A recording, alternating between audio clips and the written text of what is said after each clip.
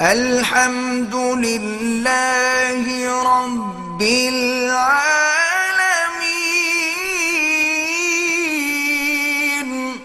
مسلم ہمیں کھانے کی دعوت دے تو جا سکتے ہیں۔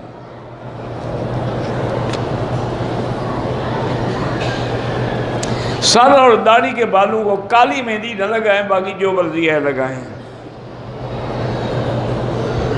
چہرے پہ نور کے لیے عمل جو ہے وہ شریعت پہ عمل ہے اور درود شریف کی کثرت ہے۔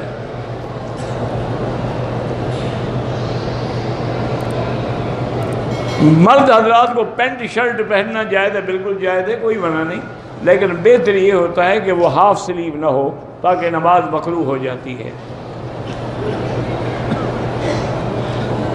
اگر کھڑے ہونے کی طاقت ہے تو کھڑے ہو کے نماز پڑھیں، نہیں ہے طاقت تو بیٹھ کے پڑھ سکتے ہیں، پھر تو لیٹ کے بھی پڑھ سکتے ہیں۔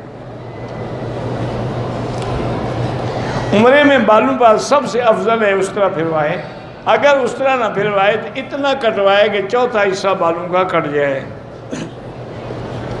میں حنفی مسلک پہ ہوں، لیکن کچھ مسائل میں شافعی مسلک پر عمل کرتا ہوں، اس کی وجہ لکھو نا کہ کیا وجہ ہے۔ کون سے تمہارے پاس ایسے دلائل آ گئے کہ امام شافعی کے دلائل قوی ہو گئے اور حنفی کے کمزور ہو گئے؟ شافعی تو شاگردوں کا شاگرد ہے، امام ابو حنیفہ کا۔ استاد زیادہ سمجھتا ہے مسئلہ ہے، شاگرد زیادہ سمجھتا ہے۔ یہ تو محمد بن حسن شیبانی کے شاگرد ہیں، اور محمد بن حسن شیبانی امام ابو حنیفہ کا شاگرد ہے۔ یہ تو شاگردوں کا شاگرد ہے۔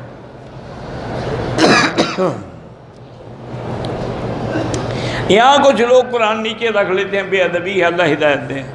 پرائز بانٹ کا بھی مجھے پتہ نہیں، 100 دفعہ تو آپ کو بتا چکا ہوں۔ پہلے قرضہ ادا کریں، عمرہ بعد میں ہوتا رہے گا۔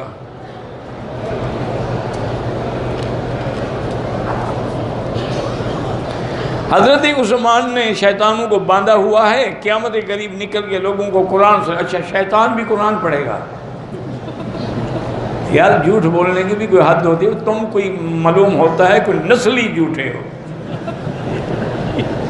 شیطان قرآن پڑھتے ہیں، قرآن سن کے بھاگ جاتے ہیں، قرآن پڑھتے ہیں۔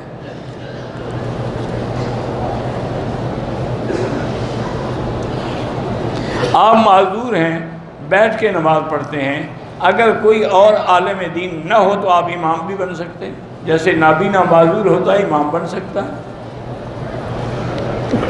رشتے کے لیے سورۃ الرحمن 3 دفعہ پڑھ کے دعا کیا کریں۔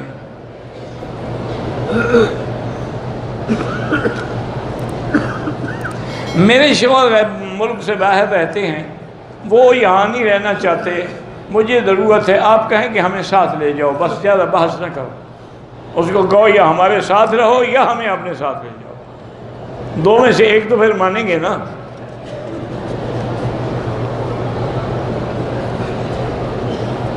عشاء کے بعد جو نفل پڑھتے ہیں بیٹھ کے نہیں، کھڑے ہو کے پڑھنا چاہیے، بیٹھ کے پڑھنے سے آدھا ثواب ملتا ہے۔